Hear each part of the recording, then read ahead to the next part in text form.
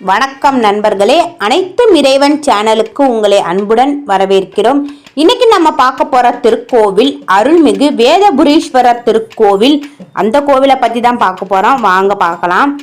மூலவர் வேதபுரீஸ்வரர், அம்மன் சௌந்தராம்பிகை, தலவிருச்சம், வில்வம், சந்தனம், தீர்த்தம் வேத தீர்த்தம், புராண பெயர் திருவழுந்தூர், ஊர் தேரெழுந்தூர். தல வரலாறு: சிவனும் மகாவிஷ்ணுவும் பார்வதியை நடுவராக வைத்து சொக்கட்டான் ஆடிக்கொண்டிருந்த போது ஆட்டத்தில் காய் உருட்டியதில் சந்தேகம் வர பார்வதியிடம் கேட்டார் சிவன். பார்வதி மகாவிஷ்ணுவிற்கு சாதகமான பதிலை கூறியதால் சினங்கொண்ட சிவபெருமான் பார்வதியை பசுவாக பூமியில் உருவெடுத்து பூமியில் உழன்று பின்னர் தன்னை அடையும்படி சாபமிடுகிறார். சிவபெருமான் உமையவளை பசு ஆகும்படி சபித்தது தேரெழுந்தூரில் தான் என்று அவ்வூர் புராண வரலாறு கூறுகிறது. துணைவியை பிரிந்த சிவபெருமான் அந்தணர் வேடம் பூண்டு இத்தலத்தில் மரத்தின் கீழ் அமர்ந்து வேதம் ஓதி வந்தார். அதனால் அவர் வேதபுரீஸ்வரர் என்று பெயர் பெற்றார். ஊர்த்துவரதன் என்ற மழவ அரசன் தவத்திற்கு மிஞ்சி பிரம்மா அவனுக்கு ஆகாயத்தில் பறந்து செல்லக்கூடிய ஒரு தேரை பரிசாக அளித்தார். அந்த தேரில் ஏறி ஒரு முறை ஊர்த்துவரதன் ஆகாயத்தில் சென்று கொண்டு இருந்த போது ஓரிடத்திற்கு மேல் தேர் முன்னே செல்ல முடியாமல் தடுமாறியது. அதோடு இல்லாமல் பூமியை நோக்கி கீழே இறங்கி பூமியில் அழுத்தி நின்றது. ஊர்த்துவரதன் தேர் பூமியில் இறக்கி அழுத்தி நின்றதற்கு காரணம் என்ன என்று பார்த்தபோது அவ்விடத்தில் அகத்திய முனிவர் இறைவனை பூஜித்து வந்ததை பார்த்தான். அதனாலேயே தேர் அவ்விடத்தை தாண்டி செல்லாமல் கீழே இறங்கி அழுத்தி நின்றது என்பதை கண்டான். தேர் கீழே அழுத்தி நின்றதால் இத்தலம் தேரெழுந்தூர் என்று பெயர் பெற்றது. மேலும் திருஞான சம்பந்தர் தனது பதிகத்தில் ஒவ்வொரு பாடலிலும் இத்தலத்தை அழுந்தை என்றே குறிப்பிடுகிறார். அழுந்தை என்பதே மருவி அழுந்தூர் என மாறியது என்று கூறுவர். திருவழுந்தூர் வேதம் தழைத்த ஊர், வேதம் முழக்கம் எதிரொலித்த ஊர், ஒமப்புகை எங்கும் பரவிய ஊர்.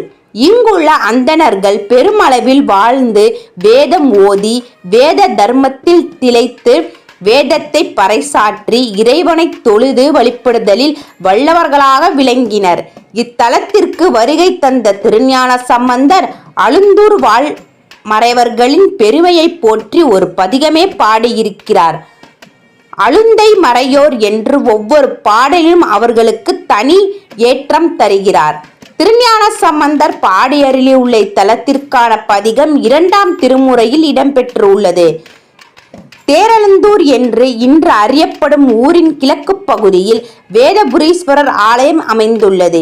இதே ஊரின் மேற்கே மற்றொரு பகுதியில் 108 திவ்ய தேசங்களில் ஒன்றான ஆமருவியப்பன் ஆலயமும் இருக்கிறது. கருவறையில் வேதபுரீஸ்வரர் மேற்கு நோக்கி எழுந்தருளியுள்ளார்.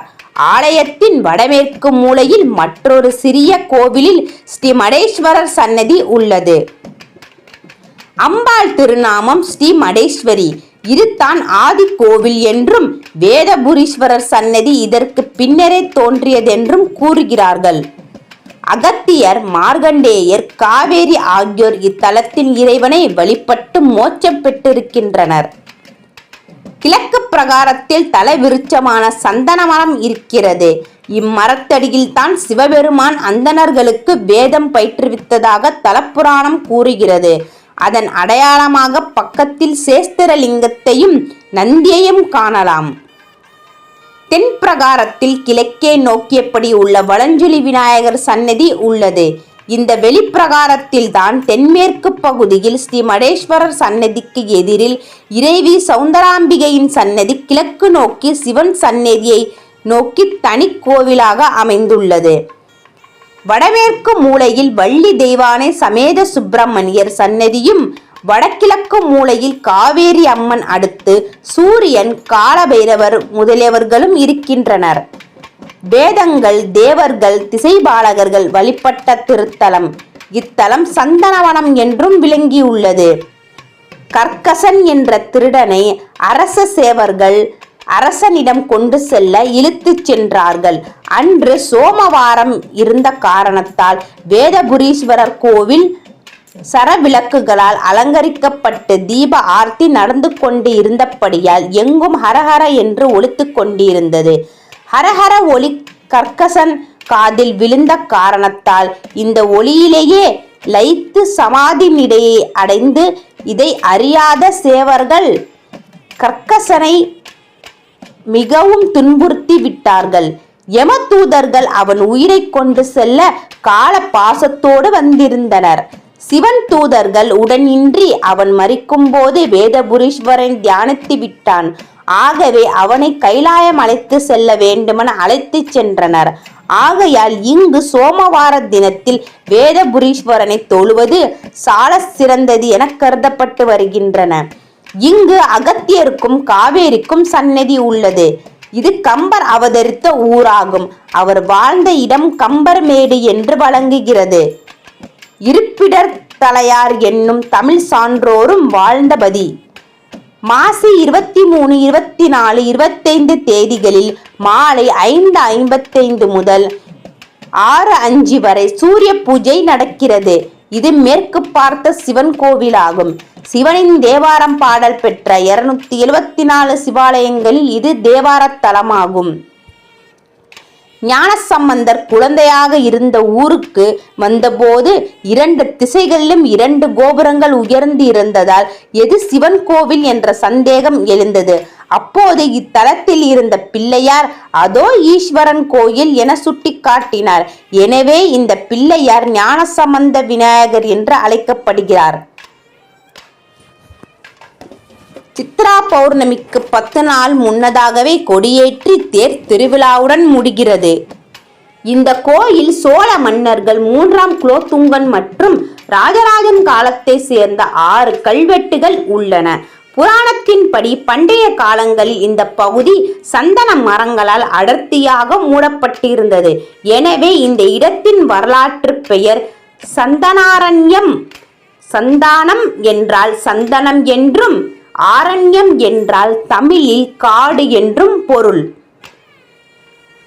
அருகில் உள்ள சில பாடல் பெற்ற சிவஸ்தலங்களில் புராண கதைகளுடன் தொடர்புடையதாக இருப்பதால் தேரெழுந்தூர் புராணங்களில் ஒரு சிறப்பு இடத்தை பிடித்துள்ளது. தேரெழுந்தூரில் சிவபெருமான் பார்வதி தேவியை சபித்தார். இதனால் அவள் பசுவாக மாறினாள். இங்கு மகாவிஷ்ணு ஒரு மேய்ப்பனாக நடித்தார். திருக்கோலம்பத்தில் பசுவின் வடிவத்தில் இருந்த பார்வதி தேவி சிவபெருமானை வழிபட்டார். வழிபாட்டின் போது பசுவின் கால் தவறுதலாக சிவபெருமானை தாக்கியதால் அதன் குளம்பு இறைவனின் மார்பில் ஒரு குறியை ஏற்படுத்தியது. திருவாவடுதுறையில் மீண்டும் பார்வதி தேவி சிவனை வழிபட்டார். இங்கு தான் பார்வதி தேவி தனது சாபத்திலிருந்து விடுபட்டு தனது அசல் வடிவத்திற்கு திரும்பினார். திருத்துருத்தியில் குத்தாலம் பரதமுனிவர் ஒரு யாகம் செய்தார். அப்போது பார்வதி தேவி ஒரு குழந்தை வடிவத்தில் நெருப்பில் இருந்து வெளியே வந்ததாக நம்பப்படுகிறது.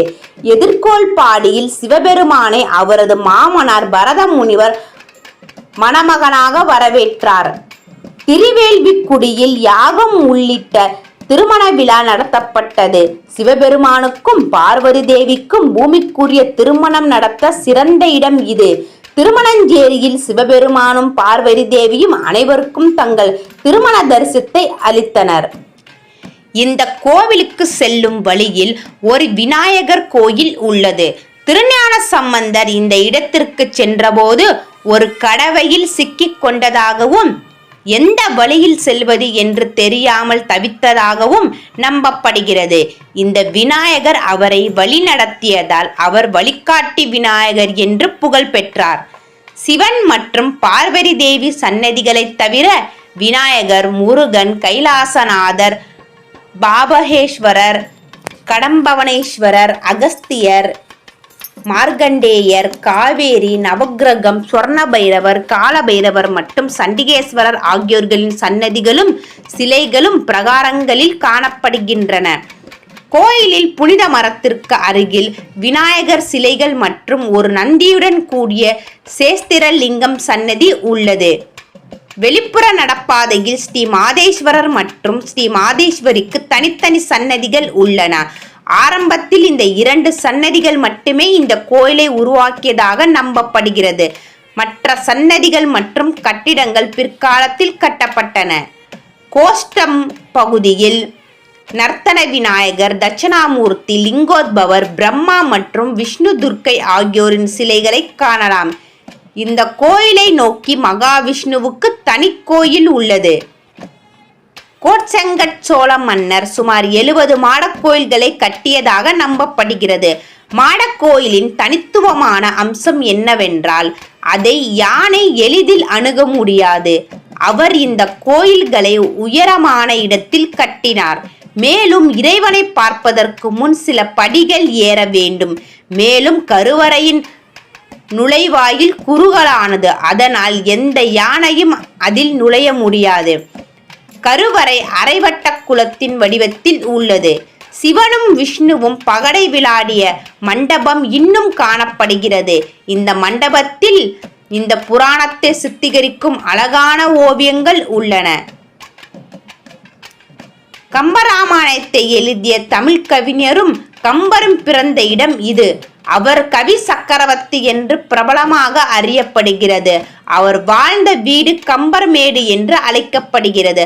அது இப்போது ஒரு நினைவு சின்னமாக உள்ளது. திருமண வரம் வேண்டுபவர்கள் இங்கு வந்து இறைவனை வழிபடலாம். உறவுகளின் விரிசல் உள்ள தம்பதிகள் நிவாரணம் மற்றும் மீண்டும் இணைவதற்கு இங்கே இறைவனிடம் பிரார்த்தனை செய்யலாம். தமிழ் மாதமான சித்திரையில் 10 நாள் பிரம்மா உற்சவம் சிறப்பாக கொண்டாடப்படுகிறது. தமிழ் மாதமான ஆவணியில் விநாயகர் சதுர்த்தியும், புரட்டாசியில் நவராத்திரியும், ஐப்பசியில் அன்னபிஷேகமும், கார்த்திகையில் திருக்கார்த்திகையும், மாசியில் சிவராத்திரி மற்றும் சூரிய பூஜையும் பிரதோஷமும் தொடர்ந்து நடைபெறுகிறது. வீடியோ பொறுமையாக பார்த்ததுக்கு மிக்க நன்றி. வீடியோ எல்லாருக்குமே ஷேர் பண்ணுங்க. கோயிலுக்கு வர முடியாதவங்க இதன் மூலமாக இந்த அற்புத திருத்தலம் பார்க்கட்டும். சேனல் சப்ஸ்கிரைப் பண்ணுங்க. வேறொரு கோயிலோட நம்ம மீண்டும் சந்திப்போம். வாழ்த்துக்கள். நன்றி. வணக்கம்.